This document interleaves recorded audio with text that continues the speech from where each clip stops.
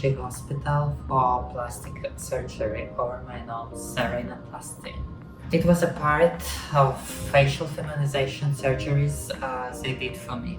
Everything was going well and I was pretty excited about my new face and what the outcome might be. Actually, one thing why I choose GNG over other hospitals in Seoul because it was previously an ENT hospital, so which is pretty good for the function of your nose as well as its appearance. Might get better, not just beautiful but also more functional, because a lot of people are struggling after their rhinoplasty. They're complaining they cannot breathe or something happened, like they can breathe one nose better than the other, and I was a little concerned about that too. They did my tests and everything seemed to be pretty normal, so I was approved for surgery. But the next morning they took pictures of me so I can compare how it looks before and after the surgery. They also took a CT scan so I can see how much bones they actually reduced. Unfortunately, they didn't provide me with any kind of 3D simulation how my result might look before, but the reason for that was because it varies on a patient to patient and it's not really predictable, and many patients would complain if they would not get something that they could get on a 3D model. So I do part of my work like photoshopping images and to show them what ideally I would like, and they was telling me what I can achieve, and I was pretty happy about what they offer. I was speaking to a nurse because guy who done my surgery, he just speak Korean. There was a translator provided who can translate to your own language. They had even translators for Russian, English, Thai, Chinese. I said that I don't need a Russian translator because I speak English more or less fluently. They had this capsule where they has a sterilized air, so no germs can pass to a surgery operation room.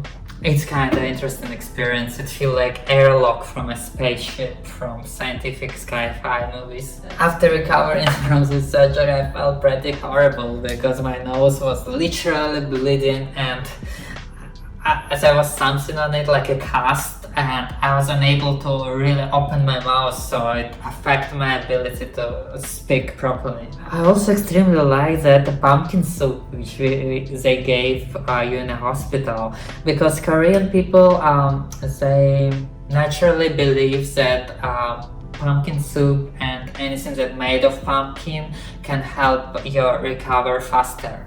I feel like I liked pumpkin soup very much, and I even brought some of them from hospital and nearby supermarket to a place where I lived. They will discharge you from a hospital after you spend there a night after surgery, and you will be able to go home. But they still advised me to stay in Seoul for at least a week or better 10 days, because there was some post-operation treatments and checkups.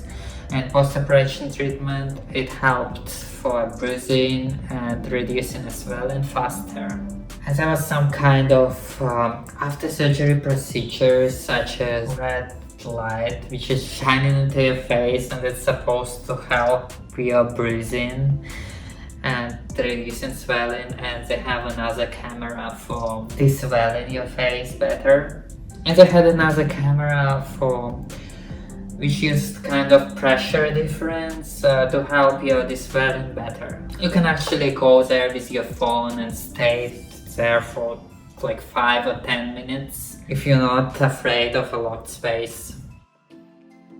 I was very happy after a week or two after my surgery. I already could see results very well because I removed a cast. I think it was like about 10 or 12 days. It's really cool because a lot of surgeons, for example in Russia, when they do rhinoplasty, they ask you to be within a cast for about a month. So your total recovery time is over a month. but my recovery was pretty fast and smooth, and like 2 or 3 weeks after I was able to walk normally and even could not even tell that I had a surgery. And 1 month later I just sent them my results. Look like it looks now.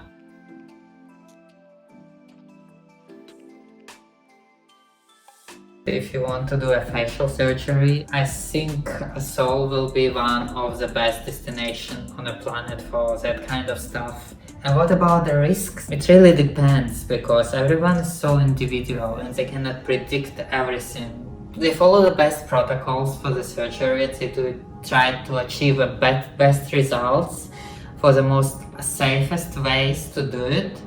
And that's why most of the patients doesn't have any negative outcome. Sooner or later, for some people, they have problems with the sensitivity for 1 or 2 years, but it gets back to normal for most of the people.